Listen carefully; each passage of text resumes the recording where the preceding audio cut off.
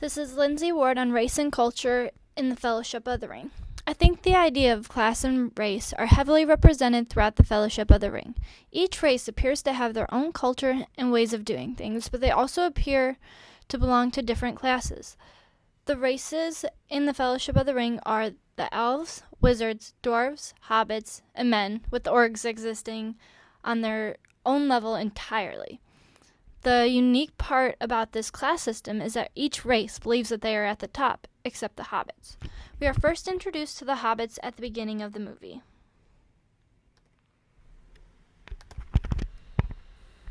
Hobbits living and farming in the four farthings of the Shire for many hundreds of years, quite content to ignore and be ignored by the world of the big folk.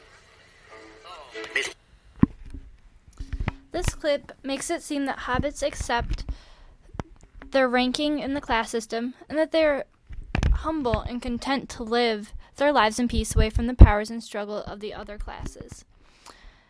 Elves, I think, are at the top of the class system, whether the other races choose to acknowledge it or not, with their magic and medicine skills keeping them at the top of this class list.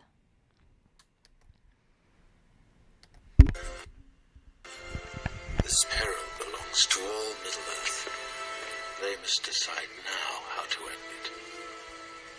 The time of the elves is over. My people are leaving these shores. Who will you look to when we've gone? The dwarves? They hide in their mountains seeking riches. They care nothing for the troubles of others. It is in men that we must place our hope. Men? Men are weak. The race of men is failing. The blood of Numenor is all but spent. Its pride and dignity forgotten. It is because of men the ring survives. I was there, Gandalf. Elrond is describing the flaws of each race, ranking them in his head as he goes along. He does this wisely, however, and everything he says is true, but he also fails to recognize the positives of each race. At Rivendell, during the meeting of all the races about the ring, Frodo is the only hobbit there. It seems that hobbits are so low and so forgotten in the system that they aren't usually invited to these types of events. Frodo also isn't asked for his opinion at all. He has to yell to be heard above the bickering of the other races. One of you must do this. One does not simply walk into Mordor. Its black gates are guarded by more than just orcs. There is evil there that does not sleep. And the great Eye is ever watchful. It is a barren wasteland, riddled with fire and ash and dust.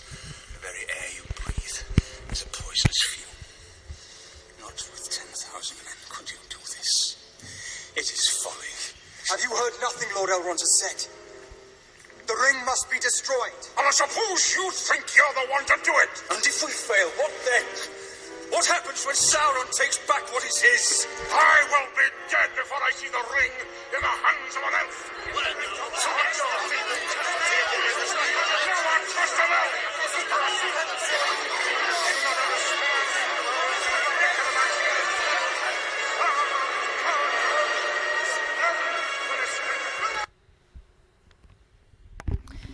We can clearly hear Gimli, who is a dwarf, yell, "I will not trust an elf." This argument portrays the ever-present constant struggle of each class and race for power that our own society sees as well.